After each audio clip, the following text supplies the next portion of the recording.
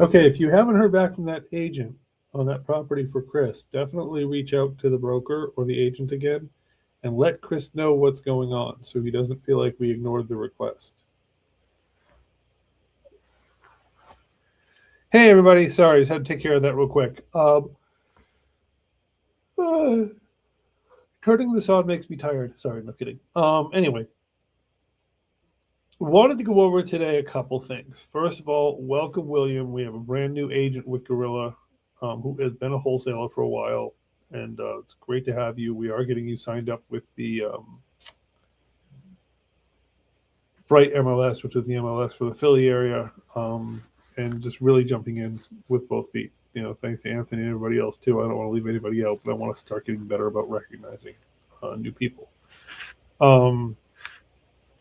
Anthony, if you're watching this, I think you're on one of the tape versions. I think you're at work right now. Make sure you reach out to Chris Patel on that property he asked about, and reach back out to the agent if we can't get access. We can't get access. We got to stay on top of that, and just always keep your client informed. So this is the biggest thing: is keeping people informed. When you have an open deal, a seller on the hook or whatever, and I got to figure out this. What I'm seeing on my side is there's two versions: there's a horizontal version and a vertical version. If I stray off center, then the vertical version loses me. So anyway, just keeping people informed. Hey, listen, we've entered title. Probably be a couple weeks till you hear from me. Title's doing their thing. Meanwhile, you're poking title once a week. You're poking the various players once a week because they'll forget about us if we don't poke them.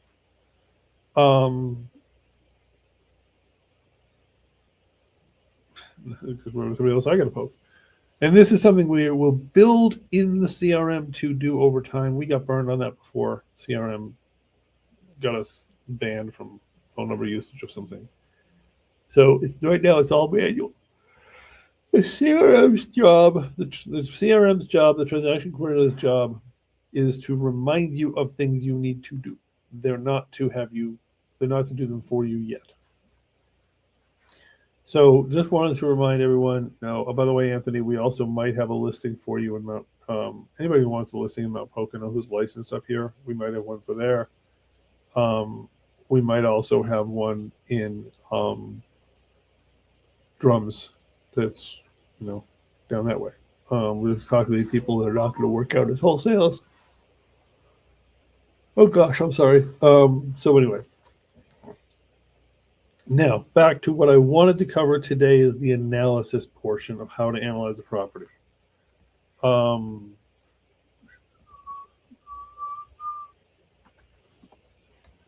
going to leave that screen open. I'm going to open up a new screen. And I'm going to add a screen display here so you all can stop seeing my stupid face. And we're going to go to entire screen. So there's a property in Nanticoke on Washington Street, Nanticoke. I'm going to see if I can search it.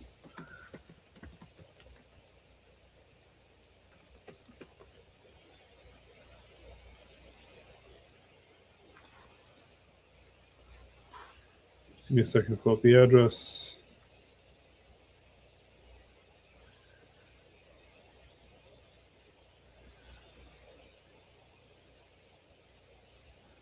.396 East Washington Street. So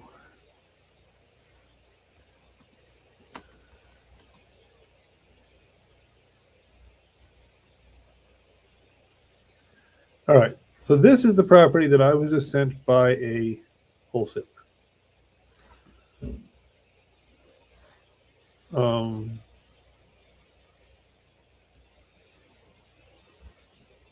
Local bar. Not a bad shape for a local bar.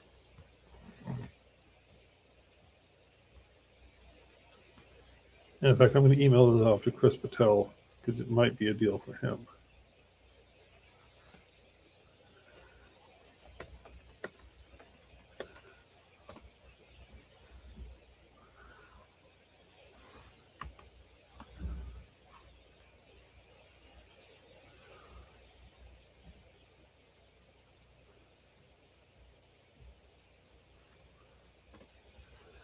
Okay, fine. Let's see. I'm just going to message this. This is a little bit off. This is very off topic. I just want to make sure I send this to you.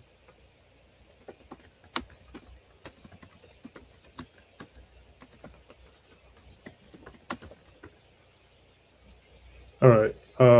Let's see more. Okay, fine. So this came from Guy Wholesaler, and actually it's quite a. It's a ready to go bar restaurant, ready to go. That part's good.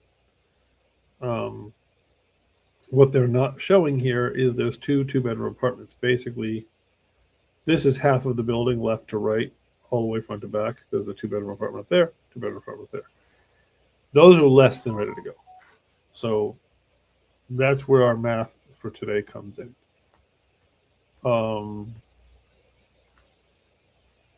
And we're going to use the spreadsheet for DSCR rental.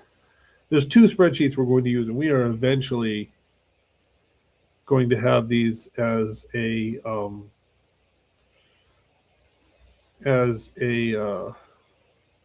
automation on the tool that we're creating. But right now, let's see, this will be the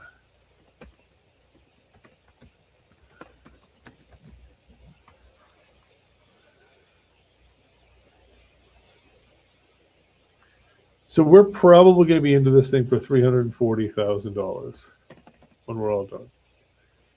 And we'll show you here, the first thing I want to show you is what the repair budget is. So roof, I'm going to zoom this in as much as I can to show where we're at. Roof, paint, floor, electric, 3, heat. So electric times 3 is going to be, let me walk you through what the building has and what it needs. The downstairs is ready to go. I believe it's electric to be updated. I believe it's heating system to be fine. If there's AC or not, probably is, whatever. Downstairs doesn't need attention. So our money really isn't going there. It's going there for what I want to use it for. I would not use it for this. But if I wanted a bar or restaurant, it's ready to go for that.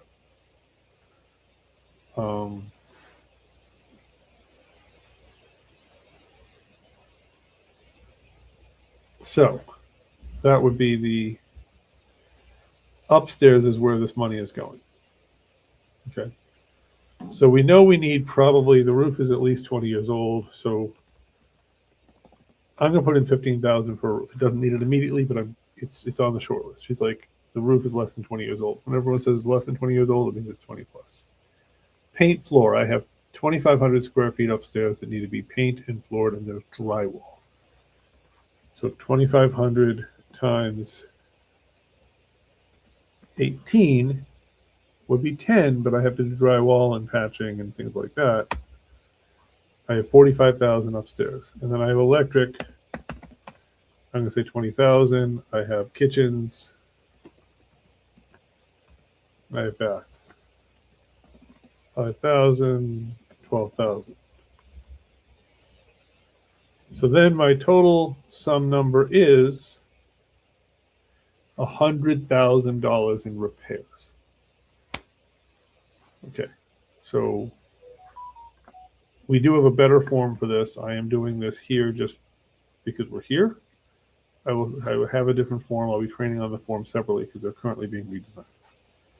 But anyway, so I've now walked through, and I can show you the video of what the property is, but this is the repair budget, $100,000. Now you guys will get good at this. I knew walking out the door, it was going to be 100 to 150. Now I had money in for doing what I want to do downstairs, and I realized that wasn't a fair solution.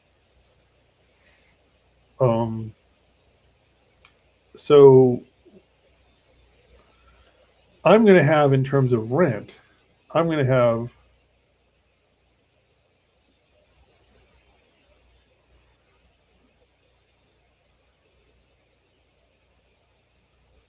probably this, actually. So I'm going to have one apartment, two apartments, if I did a third apartment, and then my office space. So this is what my rents are going to be.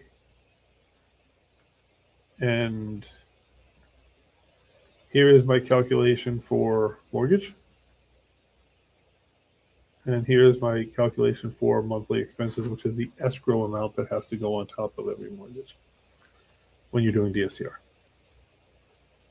So if I'm making this and I'm into the building for 340, they want, so it's actually it's actually 320 probably, but really low. Now I am not doing a down payment. I am borrowing the whole amount. So shockingly, and I'm falling off my chair at this point, this is not a horrible deal. This is not a good deal. We need this to be 1.25. So now I need to look at it and say, okay, and I'm guessing here, so I can actually go to the sheet here, and I can look at taxes. Total tax of $21.30. So I'll walk you through here in a second what this has told us. My insurance is going to be 3 at 8. Yeah, that's 2,400. That's fine. 1,500 meaning sewer and other things that the landlord expenses, hard expenses. In this case, sewer is probably the most, and maybe some sort of lawn or snow care. Tenant's not going to do that in a situation like this. So my numbers are pretty solid. I use, and see for anybody else,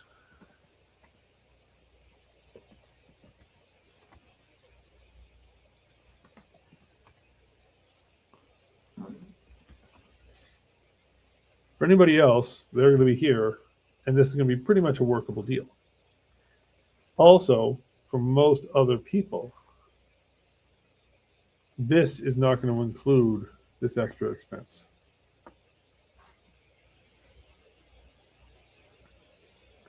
So for me,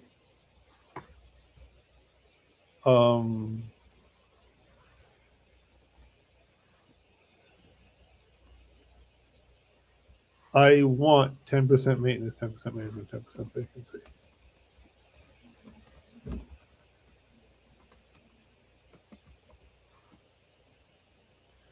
All right, so the way I look at a rental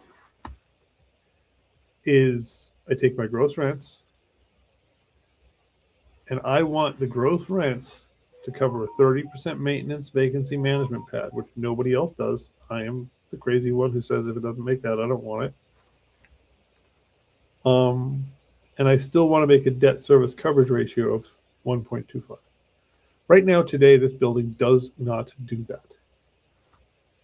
Now, I only have, so I have apartment 1, apartment 2, apartment 3, and 500 for my office.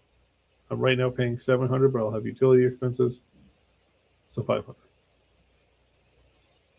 I want to be no further out than I am right now. Like I don't actually want to pay at all. So for me, an ideal in this situation would be 0. Or I just rent the whole downstairs out for 1,500. Either way.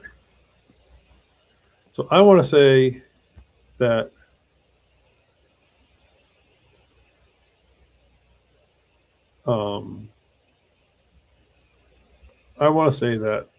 this is not a deal for me today at this number.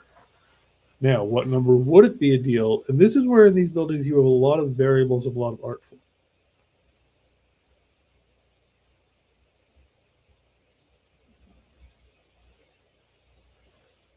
Sorry about the sneeze here.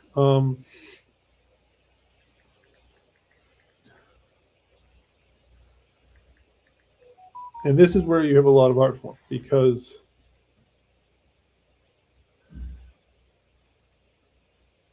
I'm scrolling back to see what their asking price is. They want 215.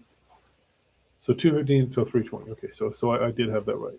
Now, this is where the art form comes in, because if you remember the pictures on this property, I have two apartments up here, each the size of half of the bar and restaurant. So it would be within the realm of possibility that I could convert to 2 more apartments. I can make this a 4 unit. I don't know if the city's going to allow it.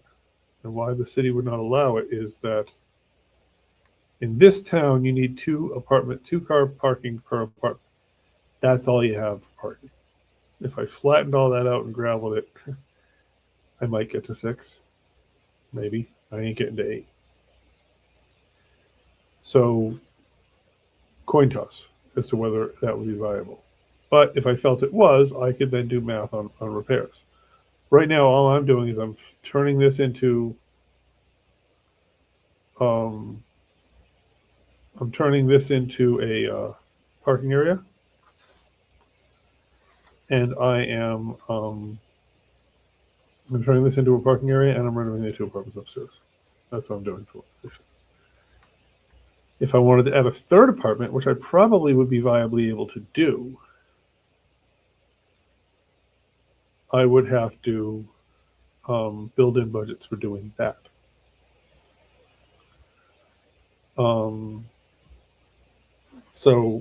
But leaving it as the 2 with the downstairs, I'll walk you through my goal on this property to figure out what. Okay, so if we're looking, let me take my goal out of it. If we're looking at what this property is worth, we're going to say apartment 1, apartment 2, and downstairs. That's what it's going to rent for. I think that's pretty conservative, actually, on what it'll rent for. And we're going to say we know it's about $100,000 in work. Now, any other borrower is going to be at 0.8. They're not going to have this. And again, I'll show you like how much different my number is than everybody else's. My number says this property is worth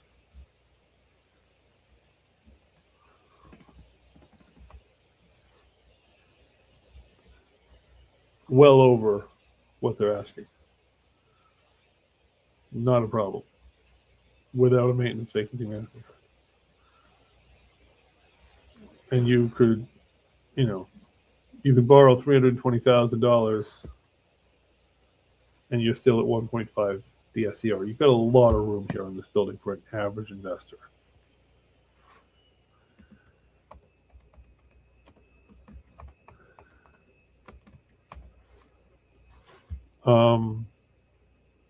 Whereas for me, we don't. So what we are saying here, and I'm doing a horrible job of this, I need to get better. What we're saying here is that if somebody wanted to be an 80% loan to value, so this is what they're borrowing. Everything is being calculated off of that. I'll actually do this over here. So we're starting fresh because I've kind of train wrecked here. That's the rent, okay? And these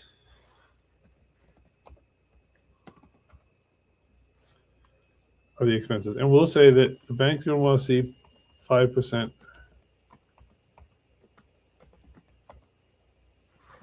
there. So that's a 2 cap at $200,000.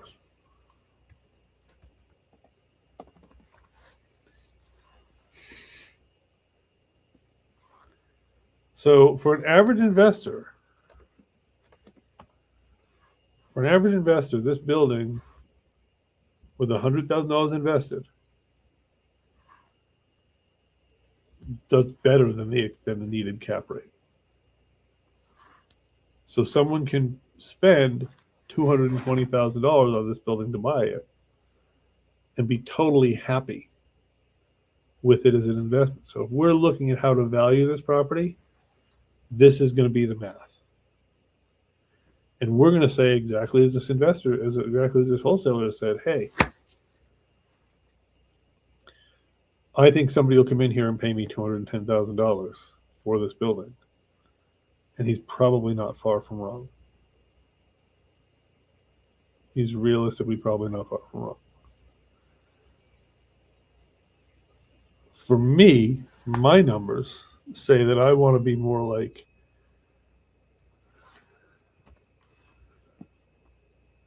I'm at 0.79, so I need to find a way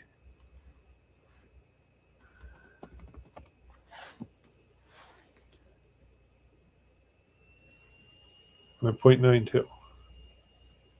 And I realistically don't think I have room to go up on the rents. So I need to keep playing with this number. And that's what's beautiful about these spreadsheets.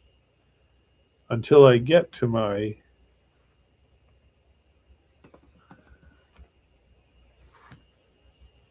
$1.25 cap rate.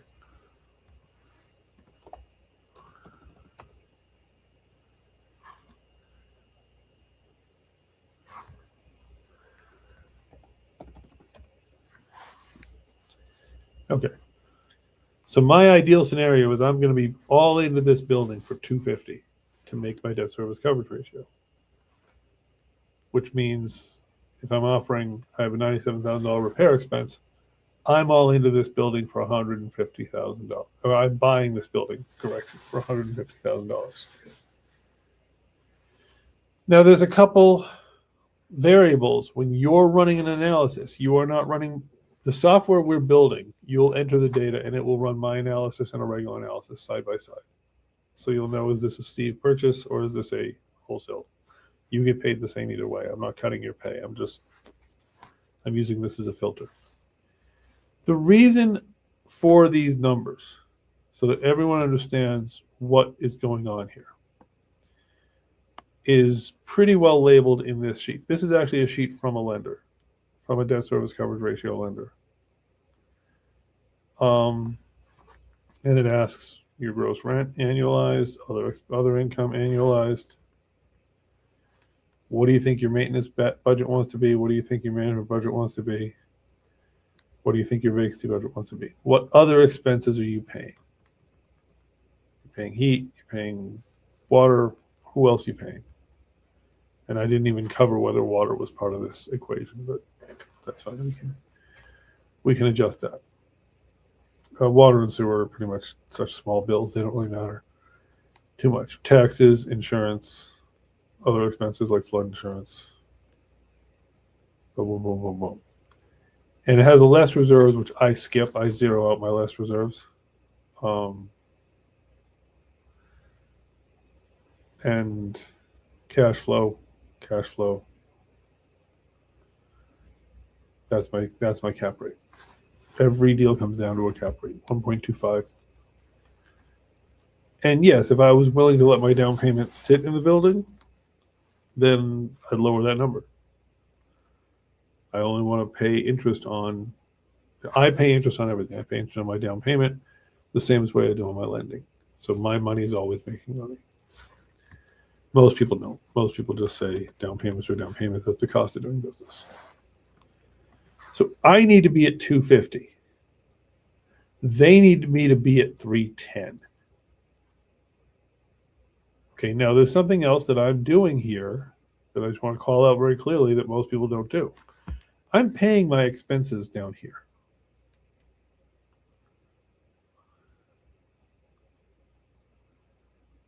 My non-consumable expenses. I'm paying them again up here. So what happens if I take this out? Now what happens to my DSCR? Now my DSCR is beautiful. At 250. Of course it's beautiful at 250.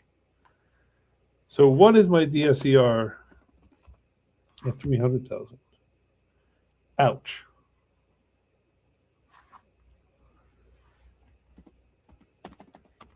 So I want to find out without double paying my expenses.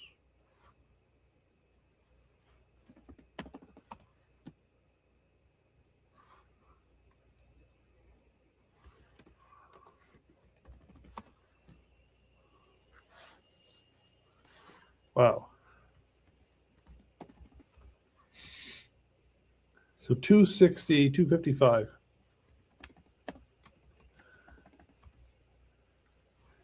Using my pads. My pads are always what kill every one of my offers. This is always what kills my offers. And also, I may not need the roof. So I may not need 45,000 floor. Could I get that done for 30,000? I think so. Could I get electric done for less than 20? maybe. Kitchens. And this is where you have to decide going in. And this is not, we're not deciding for someone else, but we want a logical plan for how to, of why we came to our number. Okay. And at the end of the day, the number is always backed off from what it's worth when it's finished, minus the repairs and holding costs, minus wholesale fee. Here's your answer. And the baths, one bath was okay. So bath, maybe I get away with 3,000. I didn't see the other bathroom.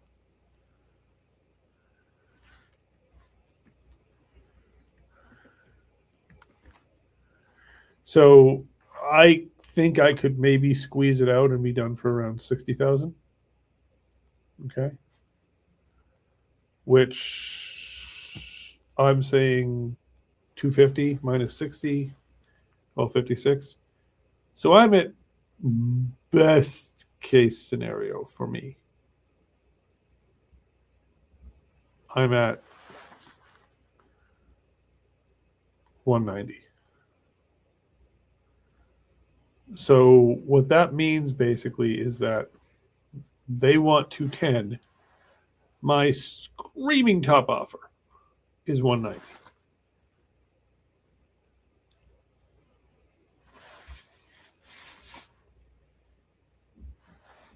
That's my shrieking top of the mark.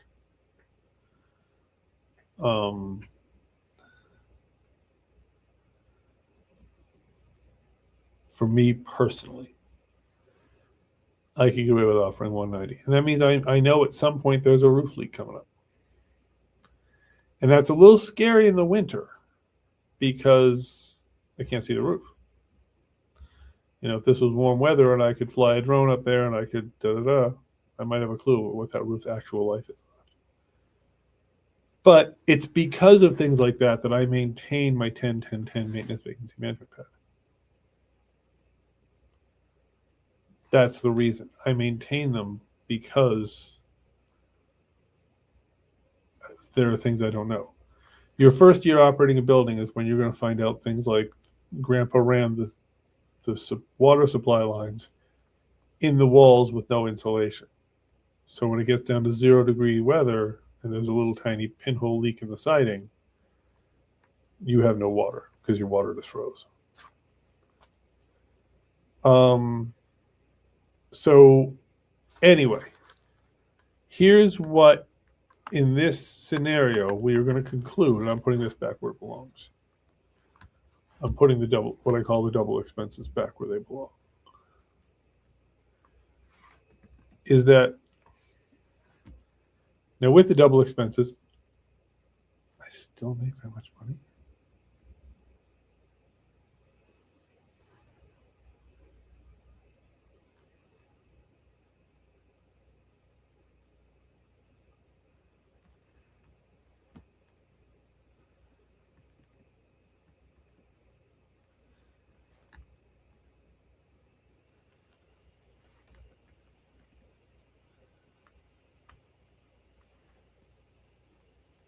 Okay. So basically, either way, fully padded out, I can make an offer of 190 and feel quite comfortable about it. Feel marginally comfortable. If I go back to this, I don't feel comfortable at all. So my worst case scenario, and this is the decision we always have to make when we're proposing an offer on a building. I want to offer them 150. I'm willing to offer them 190. So now I've defined my range. 150, 190. Because I'm either taking 97,000 off 255 or I'm taking 56,000 off 255. Now again, this is the me one. If we were using the other one, I'm taking 90 off 340 or I'm taking 56 off 340. Either way, I'm above their asking price. And that's if I take out all the stuff that protects me.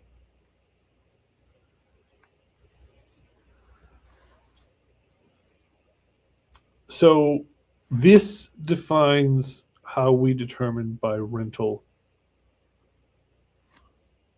math what a building's worth. What's it going to rent for? What are my expenses off that? How much mortgage can I afford with a 1.25 DSCR? Now, a real quick sketch of what 1.25 DSCR means and why it's so important to the banks. So if your net rent after your expenses is $1,250 a month,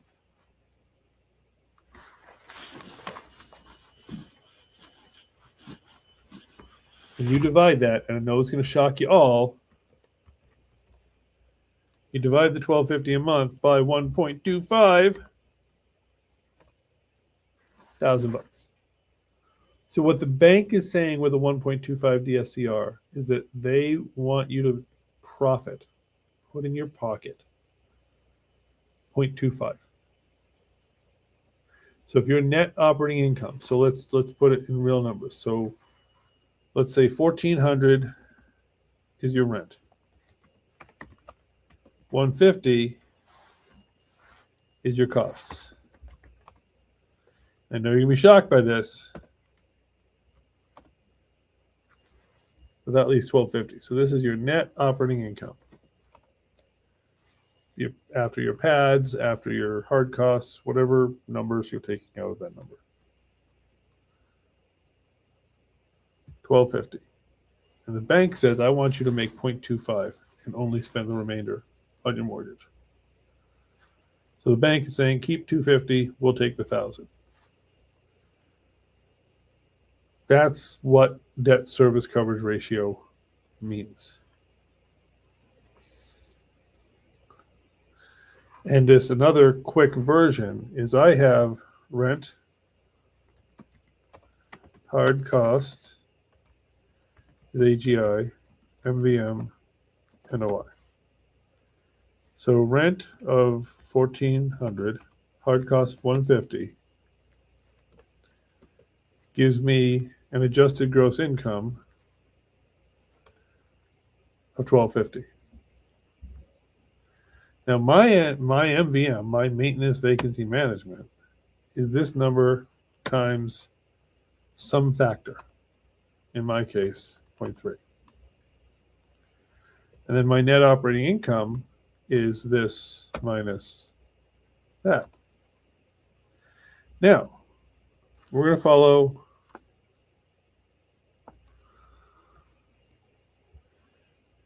here, and we're going to follow here.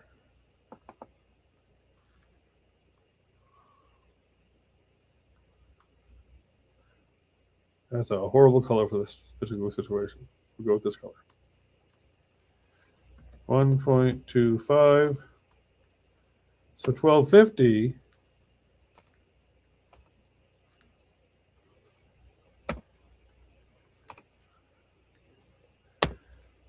this divided by 1.25 equals this divided by 1.25. So here I can spend $1,000 a month on my mortgage. Shockingly, because I had $400 more expenses, I can spend $600 a month on my mortgage and still have my 0.25. Now, obviously, my 0.25 of this number is a lot smaller than my 0.25 of that number. But basically, if I can buy a $1,000 a month mortgage, I'll just rough it and say that's worth $100,000. $664 a month mortgage is worth $60,000. So I'm having to buy things a lot cheaper. Am I a lot safer in my transactions? Yeah, a lot. Am I almost guaranteed to make profit because I don't usually spend the 30% maintenance vacancy management pad every month? So when something comes up, I'm ready for it. And if nothing comes up, I have more profit? Yeah. But am I going to buy a shitload less properties? Yeah. So this is the math right here. I'm going to screw up all the colors I did before. This is the math that matters. Rent minus hard cost equals AGI. The rest of the market, the rest of the world calls this net operating income. To me, that's adjusted gross. because I haven't taken into account maintenance, vacancy management. For those of you out there who self-manage, wonderful. I appreciate you. That's great. I also self-manage, but I'm taking out a pad so the day I don't want to self-manage, I can hire staff to do it. You do your own repairs. I did that as well. I wasted many years doing it that way. But I wasn't getting paid. I was saving money by doing that, but I wasn't getting paid by doing that because I was saving money by doing the work myself. So I was trading time for money. I bought myself a job. So you run it like this, my way. You're not buying yourself a job because you've jobbed out everything. And if you're the one that does it, you've gained money. We self-manage our properties. We pay ourselves to do that. If we self-maintain them still, we would pay ourselves to do that. You go this way, and many very large, now, you get to a scale at which the numbers start to not matter. You know, if you're a Jake Arnold or a major investor, whatever, but at this level today here, that's not where most of us are at. So if you're doing it this way, and saying, "Ooh, I'm making $1,000 a month," great, here you are. But then you're taking all the time to do all the work, and it cuts into your profit if you have to hire someone to do it. Always cuts into your profit, but that's why I use this math here.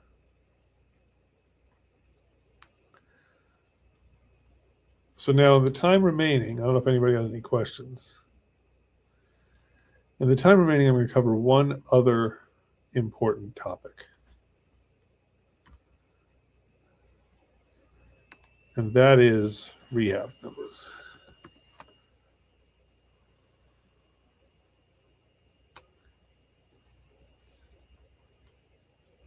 See the chapter. Where'd Upwork go? Lost Upwork. I think I missed Upwork. I think I missed the guy again. That sucks.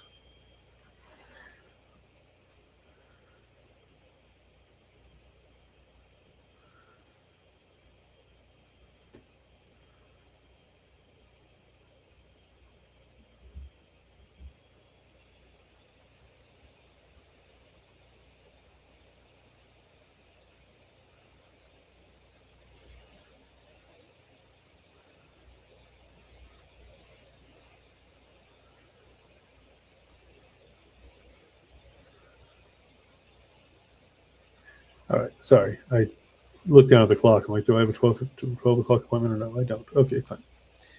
Anyway, so we have spreadsheets for everything. And this is what's being streamlined into CRM.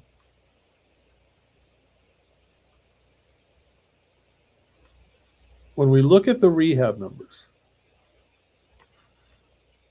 this is what we eventually can present to us to a buyer.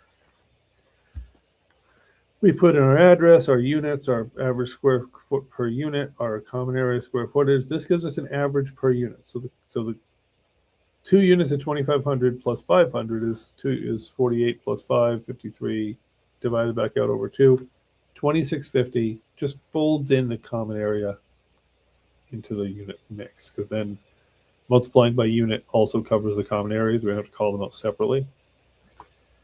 Cosmetic condition. If you got to redo a whole cosmetic condition here on 2 apartments,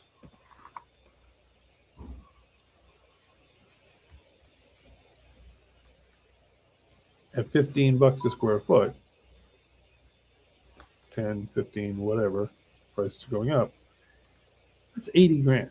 So you say to yourself, I've got to paint and floor and do some drywall patching to 2 units of 2,500 square feet each, 5,000 square feet. Average of $15 a square foot, labor and materials, boom. So you do that line by line by line. You play with this, and you end up with 2 numbers. You end up with a holding cost number, which is what's it going to cost you to hold the building empty while it's happening. And you end up with a rehab number.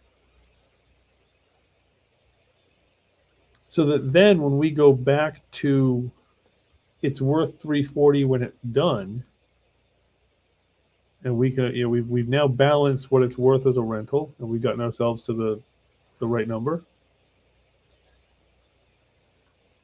340 minus my rehab number of 140 tells me I can buy it for $200,000. So all of this plugs into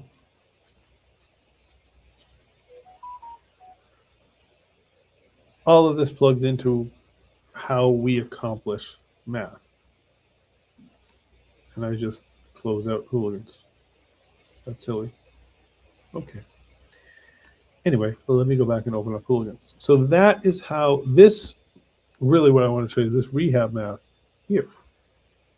And in this case, it's not square footage. Each is one window. There's 20 windows.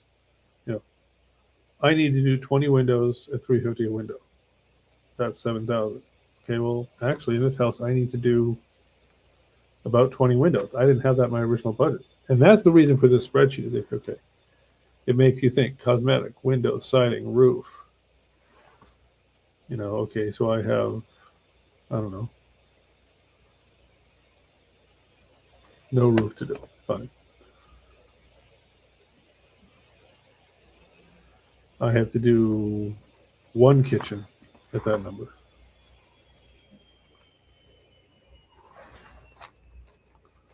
Oh, yeah. So it makes you think through, okay, did I plan that I had to do a half bath? I don't. I have to do a full bath.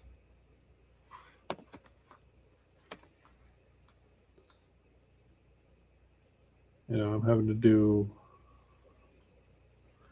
a full bath. Okay, fine. Whatever. It's walking through. Do I have to do appliances? Yes, I do. I didn't have those in my other numbers. So this is a good way of walking through and saying, exterior, porch, basement, structure, furnace, plumbing, electrical, holding costs, boom, boom, boom, boom, boom. It suddenly brought me back to my 100,000 number, even without a roof. I don't have a roof in here. And it goes to porch. Do I have porches to do? This house I don't. Do I have a furnace to do? No, but I have electrical to do. And I have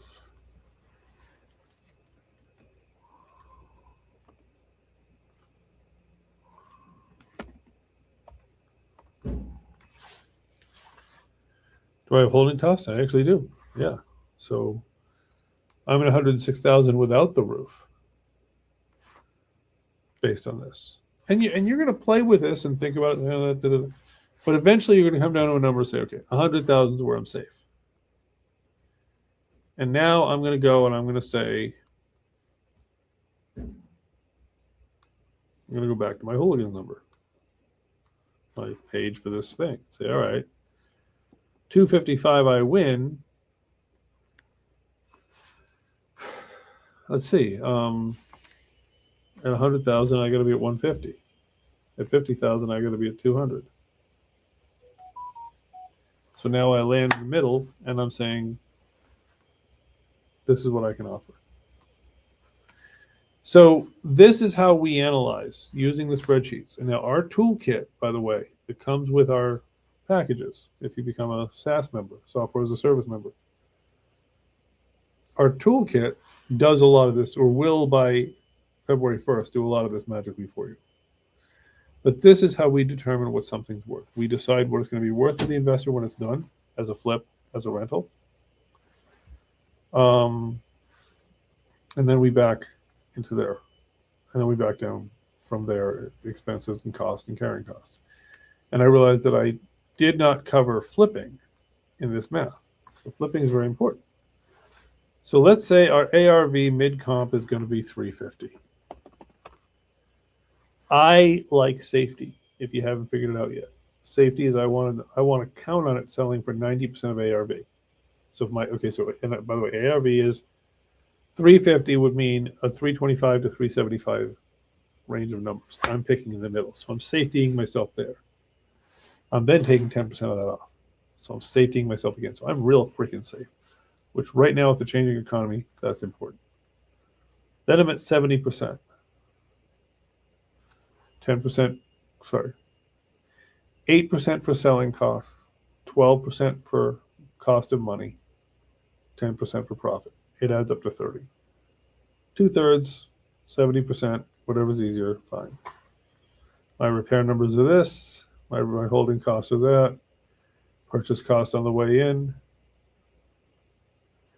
Now I'm kind of taking selling costs and realtor and lender costs out again.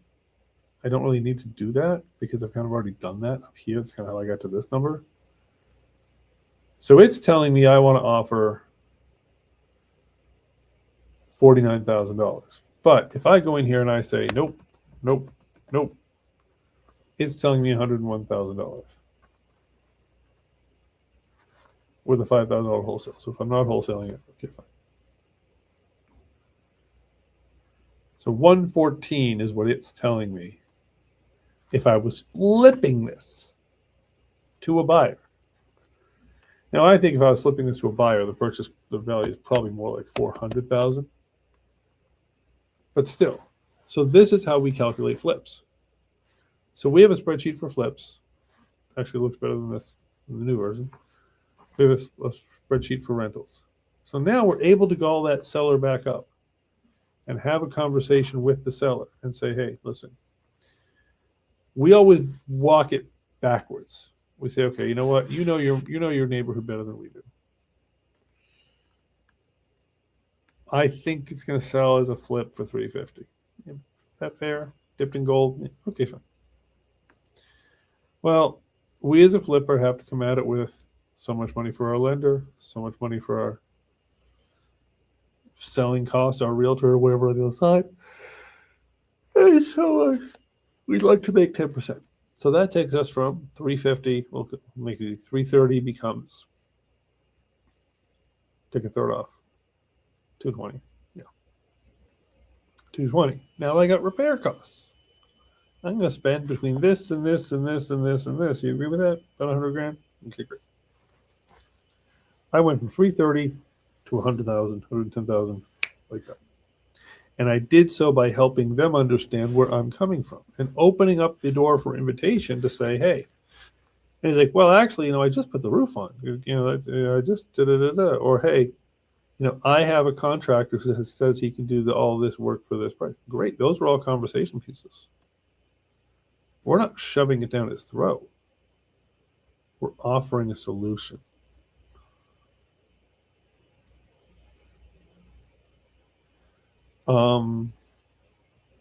So we're having this conversation with the seller. We're getting to a number, or we're not.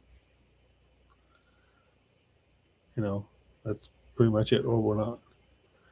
So anyway, this is sort of how deal analysis works within property valuations.